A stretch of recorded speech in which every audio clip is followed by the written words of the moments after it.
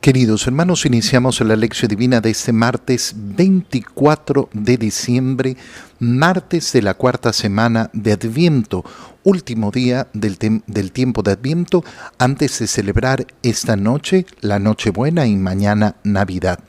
Por la señal de la Santa Cruz de nuestros enemigos, líbranos, Señor Dios nuestro, en el nombre del Padre, y del Hijo, y del Espíritu Santo. Amén.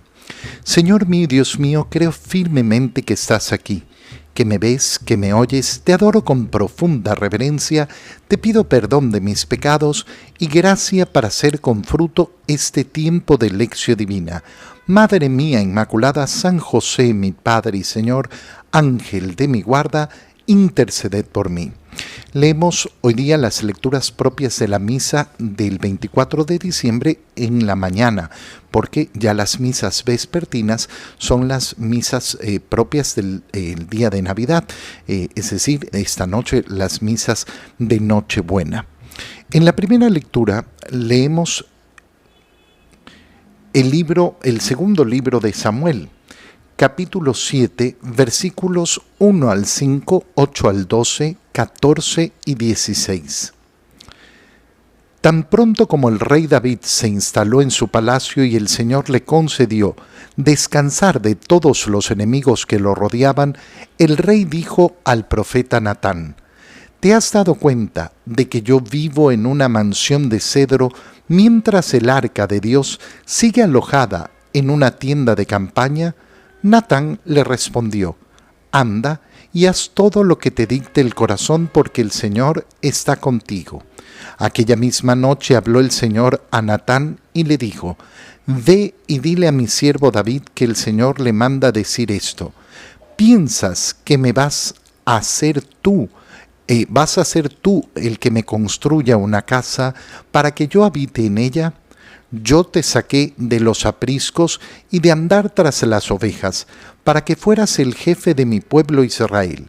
Yo estaré contigo en todo lo que emprendas, acabaré con tus enemigos y te haré tan famoso como los hombres más famosos de la tierra. Le asignaré un lugar a mi pueblo Israel, lo plantaré allí, para que habite en su propia tierra. Vivirá tranquilo y sus enemigos ya no lo oprimirán más, como lo han venido haciendo desde los tiempos en que establecí jueces para gobernar a mi pueblo Israel. Y a ti, David, te haré descansar de todos tus enemigos. Además, yo el Señor te hago saber que te daré una dinastía, y cuando tus días se hayan cumplido y descanses para siempre con tus padres, engrandeceré a tu hijo, sangre de tu sangre, y consolidaré su reino. Yo seré para él un padre, y él será para mí un hijo. Tu casa y tu reino permanecerán para siempre ante mí, y tu trono será estable eternamente. Palabra de Dios. La escena que leemos del segundo libro de Samuel nos muestra esa profecía hecha por el Señor sobre la venida de un descendiente de David, que es, sí, continuación de esa dinastía de David, pero que supera absolutamente a David. De hecho, si leemos de una manera corta la profecía, podríamos decir, no, pues esa profecía no se cumplió. ¿Por qué? Porque el reinado de David no permaneció. De hecho, los descendientes de David perdieron el poder. Y cuando llega nuestro Señor Jesucristo, la familia de David era una familia muy venida a menos. No era una familia ya importante dentro de Israel, a pesar de que lógicamente conservaban esa dinastía. José sabe perfectamente que es descendiente de David y por eso se le va a reconocer a Jesús ese título, pero no va a producirse en ningún momento ese reinado temporal, porque las palabras del Señor superan eso. Ahora, la escena que acabamos de leer inicia cuando David ha consolidado su reino, se instala en su palacio y el Señor le concede descansar de sus enemigos y entonces le dice al profeta Natán: ¿te has dado cuenta de que yo vivo en una mansión de cedro mientras el arca de Dios sigue alojada en una tienda de campaña? ¿Qué es lo que está diciendo David a Natán? Su preocupación de que el arca de la alianza tiene que tener un lugar digno. David se da cuenta de una cosa muy sencilla: ¿cómo puede ser que yo tenga un palacio de cedro y viva en un palacio de cedro, mientras que el arca de la alianza, esa arca que contenía las tablas de la ley, esa arca construida por Moisés, esa arca que muestra la presencia de Dios en medio del pueblo de Israel, sigue estando en la misma tienda que ha permanecido durante todo el camino por el desierto? David dice: no puede ser. Y entonces tiene el propósito de ¿qué? De construir el templo. Esto es hermoso y bellísimo y profundísimo cuando analizamos este deseo de David de construir el templo, pero un templo que al final del día va a ser simplemente un lugar exterior. El verdadero templo del Señor, ¿cuál va a ser? El cuerpo de nuestro Señor Jesucristo, es decir, cómo el Verbo de Dios se hace hombre. Es la persona de Jesucristo. Ese es el templo, esa es la víctima, ese es el sacrificio, ese es el altar. Todo se centra en Cristo. Y es por eso que, a pesar de que el profeta Natán le dice: anda y haz todo lo que te dicte el corazón, porque el Señor está contigo, esa misma noche, ¿qué sucede? Que el Señor le habla a Natán y le dice: ¿piensas que vas a ser tú el que me construya una casa para que yo habite en ella? Fíjate cómo las palabras del Señor dirigidas al rey David le dicen: oye, ubiquémonos verdaderamente. Tú no me puedes construir a mí una casa. Soy yo el Señor. Yo soy Dios. Tú eres el servidor. Y has logrado obtener de mí todos los favores y los seguirás obteniendo. Y por eso no es que rechaza la construcción del templo, sino que le dice cómo todo lo que hará se debe a que el Señor va a estar con él, a que el Señor le va a permitir desarrollar esos planes que tiene. Yo te saqué de los apriscos y andar tras las ovejas para que fueras jefe de mi pueblo. Yo estaré contigo en todo lo que emprendas, entonces estaré verdaderamente contigo y acabaré con tus enemigos, te haré famoso, te asignaré un lugar en mi pueblo que vivirá tranquilo, ya sus enemigos no los oprimirán. Y entonces, además, te hago saber que te daré una dinastía. Y cuando tus días se hayan cumplido y descanses para siempre con tus padres, engrandeceré a tu hijo, sangre de tu sangre, y consolidaré su reino. El otro día, justamente en este tiempo de Adviento, meditando sobre ese ser hijo de David, alguno decía, bueno, pero hijo, Jesús no es verdadero hijo de David porque no es sangre de José. O acuden a la idea de que María también era de la familia de David. No tenemos ningún motivo para decir que María no era de la familia de David, pero no es bíblico, no nos lo dice la Escritura. La Escritura lo que nos señala es cómo Jesús recibe la herencia de David a través de José. Y es importantísimo darse cuenta que cuando decimos sangre de tu sangre, no quiere decir solamente que ha nacido, procreado por esa persona. El hijo adoptivo tiene todos los derechos del hijo natural. No hay ninguna diferencia. Yo no sé por qué hay personas a las cuales les cuesta entender esto. Es como que no, una cosa es el hijo biológico y otra cosa es el hijo adoptivo. No, no hay ninguna diferencia. Absolutamente ninguna diferencia. De hecho, la ley no reconoce diferencia. Si yo he adoptado un hijo, tiene todos los derechos del hijo natural, absolutamente todos. Sería un escándalo y un horror que una ley en algún país diga, no, los hijos naturales, los hijos biológicos son una cosa y los hijos adoptivos son otra cosa. En el momento en que yo decido adoptar un hijo, le doy todos los derechos que tiene como hijo. Ninguno es omitido. Por tanto, José, al ser padre adoptivo de Jesús, le ha dado a Jesús todos los derechos de ser efectivamente el heredero de esa promesa davídica como miembro de esa dinastía de David. En el Evangelio, leemos el Evangelio de San Lucas, capítulo 1, versículos 67 al 79.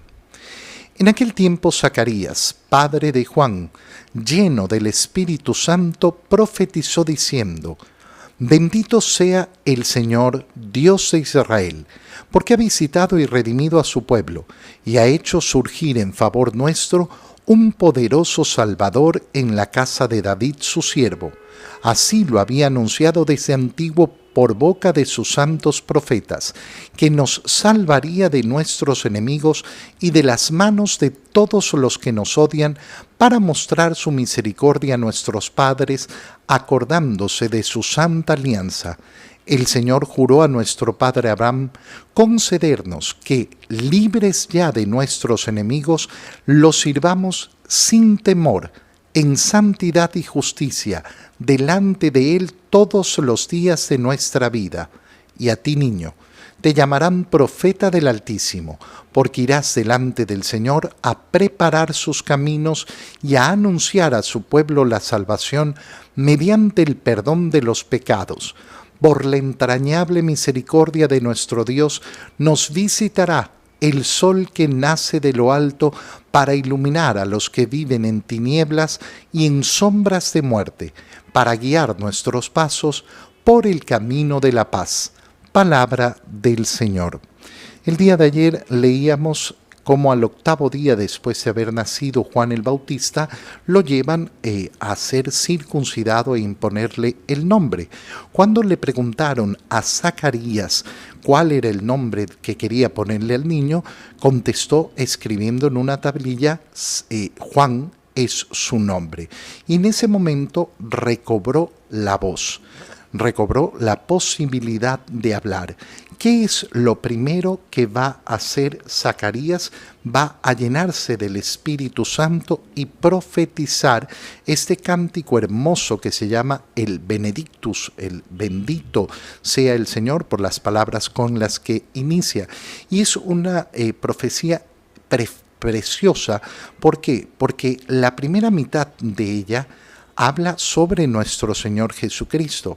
Después hablará de ese niño al cual le están imponiendo el nombre, que es Juan. Y esto es sumamente importante. ¿Por qué? Porque lleno del Espíritu Santo, Zacarías no se pone a hablar de este niño. Todos estaban hablando de quién será este niño, cuál será la importancia de este niño, porque habían cosas asombrosas. El padre quedó sordo, mudo, durante 9 meses en que ha transcurrido el embarazo, ha nacido el niño, y en el momento de imponerle el nombre al niño es cuando se le destraba la lengua. Y sin embargo, Zacarías no empieza hablando de ese niño, no empieza hablando de Juan, sino que empieza hablando de Jesucristo, conociendo que ya está en medio de nosotros. Claro, María ha permanecido 3 meses en la casa de Zacarías, y Zacarías, sordo y mudo, esto es importante recordar, se ha enterado un poco de qué es lo que ha sucedido. No ha podido escuchar a María. no ha podido escuchar. Tal vez María le contó con lujo de detalles a Isabel todo lo que había ocurrido con el ángel, que ya Isabel lo sabía desde el momento en que María entró a saludarla. Pero Zacarías también conoce esta información. Fíjate cómo inicia este cántico. Bendito sea el Señor Dios de Israel, porque ha visitado y redimido a su pueblo. No lo visitará, sino que ya lo ha visitado y ha hecho surgir en favor nuestro un poderoso Salvador en la casa de David su siervo. Es decir, Zacarías lo que está haciendo es decir que aquella profecía que acabamos de escuchar en el segundo libro de Samuel ya se ha cumplido. Ya se ha cumplido la llegada de ese Salvador que pertenece a la casa de David. Así lo había anunciado desde antiguo por boca de sus santos profetas. Nos había anunciado ¿qué cosa? Que nos salvaría de nuestros enemigos y de la mano de todos los que nos odian. ¿Cuáles son los enemigos? Bueno, el pueblo de Israel pretendía a veces tener como enemigos solo a los otros pueblos, pero sabemos que estas palabras van a adquirir su gran profundidad cuando entendamos cuál es la salvación que nos ofrece el Señor, la salvación en contra de los grandes enemigos de la humanidad, que son el pecado y la muerte. Esta es la gran salvación. Estos son los grandes enemigos delante de los cuales nos ha redimido el Señor. Y lo hace para mostrar su misericordia, acordándose de qué, de esa alianza, de esa santa alianza que ha hecho con nosotros. Y lo recuerda, el Señor juró a nuestro padre Abraham concedernos que libres ya de nuestros enemigos les sirvamos. Y escucha con atención esta frase: sin temor, en santidad y justicia delante de Él todos los días de nuestra vida. Esta es la oportunidad que tú y yo tenemos.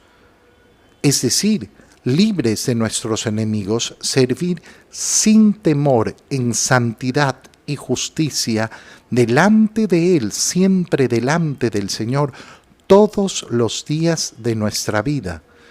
¿Cuál es mi propósito en este mundo? ¿Cuál es mi misión en este mundo? Ser consciente de que yo he sido liberado de mis enemigos, he sido liberado del pecado, he sido liberado de la muerte y puedo servir a mi Señor sin temor, confiado en la salvación que me da el Señor, sin temor a los problemas de este mundo, a las aflicciones de este mundo, a los dramas de este mundo, a los dolores de este mundo, sin temor a lo que digan las personas, sin temor a nada. En santidad, es decir, cumpliendo la voluntad del Señor, queriendo llevar efectivamente una vida a la altura de Él, y en justicia, esa justicia que empieza por dar a Dios lo que Dios merece, delante de Él, es decir, en su compañía, todos los días de mi vida, porque esta no es una acción para un ratito, es una acción para realizarla todos los días de mi vida. Y entonces viene la segunda parte. Y a ti, niño, es decir, ahora se dirige a Juan el Bautista, te llamarán profeta del Altísimo, porque irás delante del Señor a preparar sus caminos. Fíjate cómo Zacarías está avisando cuál va a ser la obra que va a realizar Juan, su hijo. Va a ir por delante del Señor como profeta del Altísimo a preparar sus caminos, a anunciar a el pueblo la salvación. Esa salvación que viene sobre todo por medio del perdón de los pecados. Ahí está la victoria delante de esos enemigos. Y esto se da por la entrañable misericordia de nuestro Dios, que hará que nos visite el sol que nace de lo alto. Me quedo con esta frase porque es tan bonita. Nos visitará el sol que nace de lo alto para iluminar a los que viven en tiniebla. El motivo por el cual en la Navidad utilizamos las luces, hemos utilizado la corona de Adviento que se ha ido encendiendo poco a poco y adornamos con luces, es porque la llegada de nuestro Señor significa la llegada de la luz al mundo, para iluminarnos. El motivo por el cual se celebra Navidad el 25 de diciembre es porque la única fecha que conocemos es 14 de Nisan, es decir, más o menos el 25 de marzo, cuando celebramos la Anunciación. 9 meses después, ¿dónde nos encontramos? En el 25 de diciembre, que es además el solsticio de invierno, es decir, el momento en el que el sol en el hemisferio norte ha llegado a su punto más bajo, el día más corto, y comienza de nuevo a crecer el día. Llega el sol de lo alto. No se trata de cualquier cosa. Qué bonito es en estos últimos momentos antes de celebrar la Navidad pedirle al Señor: ilumíname. Ilumíname verdaderamente con tu presencia en mi alma, en mi corazón, en mi mente, en toda mi vida. Te doy gracias, Dios mío, por los buenos propósitos, afectos e inspiraciones que me has comunicado en este tiempo de lección divina. Te pido ayuda para ponerlos por obra. Madre mía Inmaculada, San José, mi Padre y Señor, Ángel de mi guarda, interceded por mí. María, Madre de la Iglesia, ruega por nosotros. Queridos hermanos, que el Señor los bendiga, los cuide y los proteja en el nombre del Padre, y del Hijo, y del Espíritu Santo. Amén. Un muy feliz día para todos.